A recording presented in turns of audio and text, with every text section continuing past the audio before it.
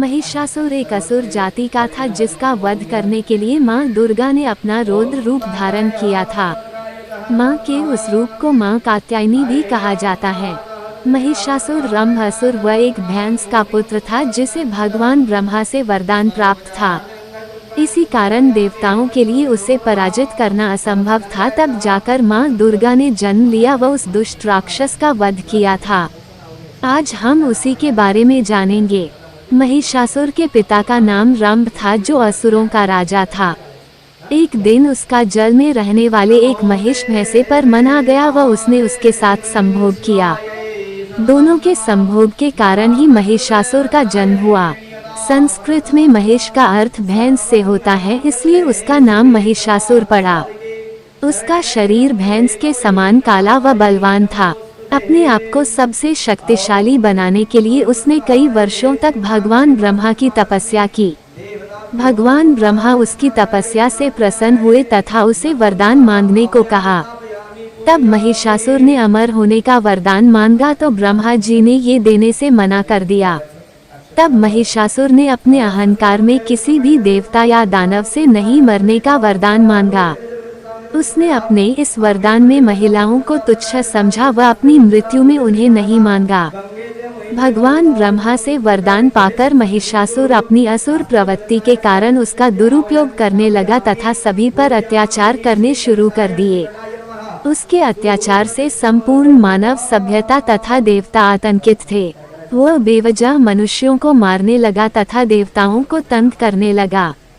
इससे चारों ओर अधर्म की स्थापना हो गई व धर्म का कोई मूल्य नहीं रहा।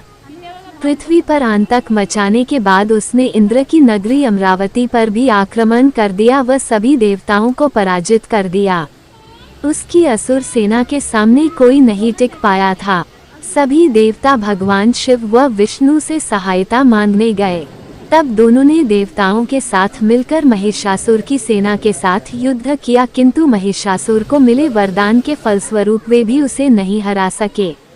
ये देखकर दोनों अत्यंत क्रोधित हो गए। तब त्रिमूर्ति भगवान ब्रह्मा, विष्णु व महेश ने मिलकर एक योजना बनाई जिससे कि महिषासुर का उसकी सेना सहित नाश हो सके। इसके लिए तीनों ने अपने क्रोध से एक तेज उत्पन्न किया तथा सभी देवताओं ने भी इसमें अपना अपना योगदान दिया।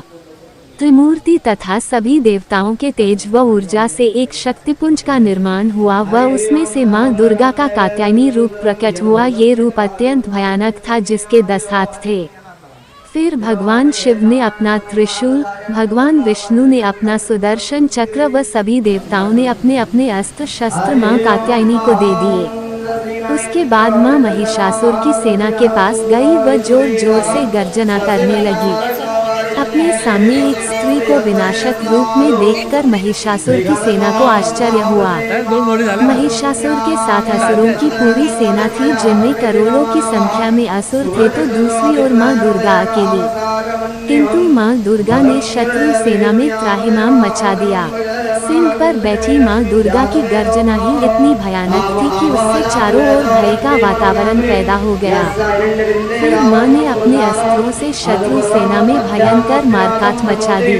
ये युद्ध 9 दिनों तक चलता रहा व माँ दुर्गा बिना थके लगातार असुरों का नाश कर रही थी।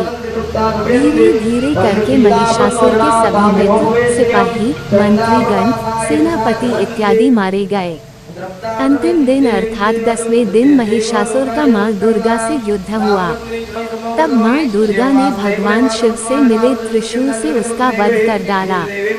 इस प्रकार माँ दुर्गा के प्रचंड रूप ने महिषासुर का उसकी राक्षसी सेना सहित संपूर्ण नाश कर डाला व धर्म की पुनः स्थापना की। सनातन धर्म व भारतवर्ष के हर पहलू के बारे में हर माध्यम से जानकारी जुटाकर उसको संपूर्ण व सत्य रूप से आप लोगों तक पहुंचाना मेरा उद्देश्य है। यदि किसी भी विषय में मुझसे किसी भी प्रकार की कोई त्रुटि हो तो कृपया इस लेख के नीचे टिप्पणी कर मुझे अवगत करें।